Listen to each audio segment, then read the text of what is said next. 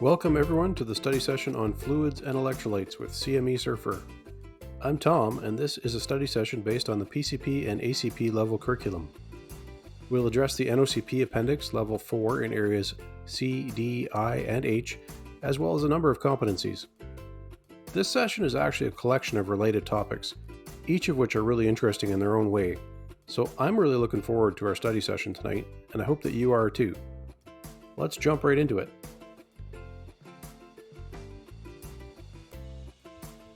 So, in terms of objectives, we'll discuss the physiology of fluid balance and the role of the renal system. We'll talk a little bit about the fluids that we use to maintain fluid balance.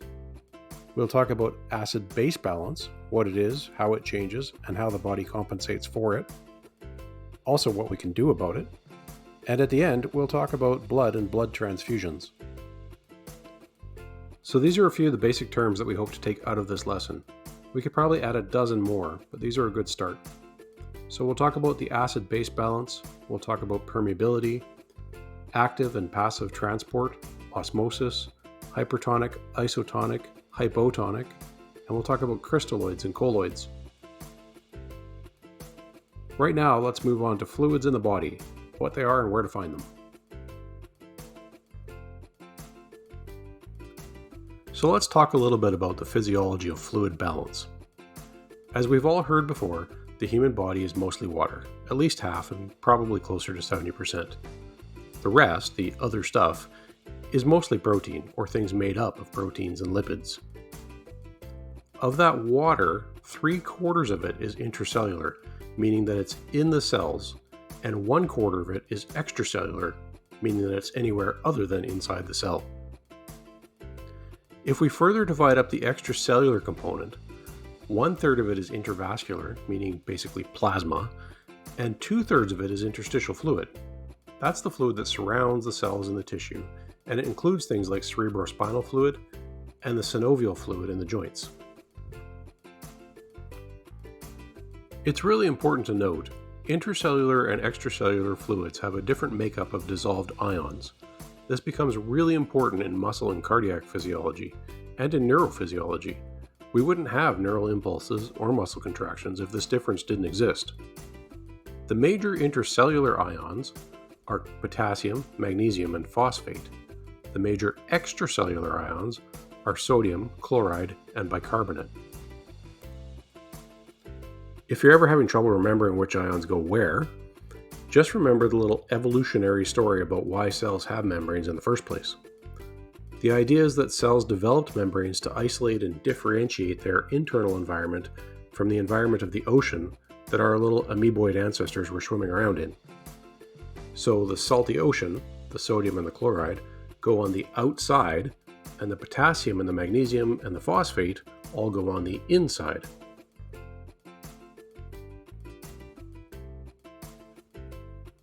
So this is how we maintain fluid balance in the most general terms.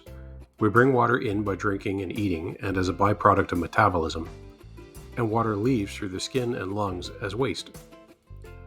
Obviously, this is a balance, so if more water were lost as sweat on the right side, more has to be brought in on the left side, maybe by drinking. And if too much is brought in on the left side, it'll be removed on the right side of the balance sheet, probably as urine output. Alright, next we'll talk about how fluids move around the body. How do they get from the left side to the right side?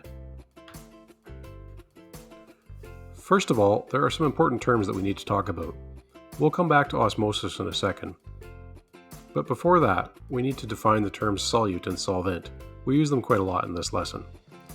A solvent is a fluid in which things can dissolve, and the solute is the things that are dissolved. So if I have a glass of water and I mix in some sugar, the water would be the solvent, and the sugar would be the solute. Intracellular fluid is the solvent, mostly water actually, and potassium, phosphate, and magnesium are the solute. In extracellular fluid, again mostly water, sodium, chloride, and bicarbonate are the major solutes. So back to the isotonic, hypertonic, and hypotonic terminology. When we say a fluid is isotonic, we're saying that it contains the same amount of solute as whatever fluid that we're comparing it to. To be clear, In medicine, when we use these terms, we're usually talking about an IV fluid, and we're usually comparing it to the blood plasma. The terminology can really be applied to any two fluids, but in medicine, it's usually IV fluids and blood. So when we talk about an isotonic solution, we're talking about one that has the same concentration of dissolved electrolytes as the plasma. A hypertonic solution has more dissolved electrolytes, and a hypotonic solution has less. Isotonic solutions have the same concentration of electrolytes as blood plasma and are used to increase extracellular fluid volume. This may be useful for severe dehydration or following surgical blood loss or traumatic hemorrhage. Common isotonic IV solutions include normal saline, of course, but also lactated ringers or D5W. Interestingly, D5W actually becomes hypotonic when the dextrose is metabolized. Hypertonic solutions have more solute than the blood plasma and will cause fluid to shift from inside the cell to outside, causing cells to actually shrink. These might be used to treat cerebral edema or sometimes severe hyponatremia. The most common of these are 3% saline, D5 in half saline, and D5 in ringers. Finally, hypotonic solutions have less solute than blood plasma and will shift fluids intracellularly, or from the outside of the cell to the inside. These may be used to treat diabetic ketoacidosis or hypoosmolar hyperglycemia.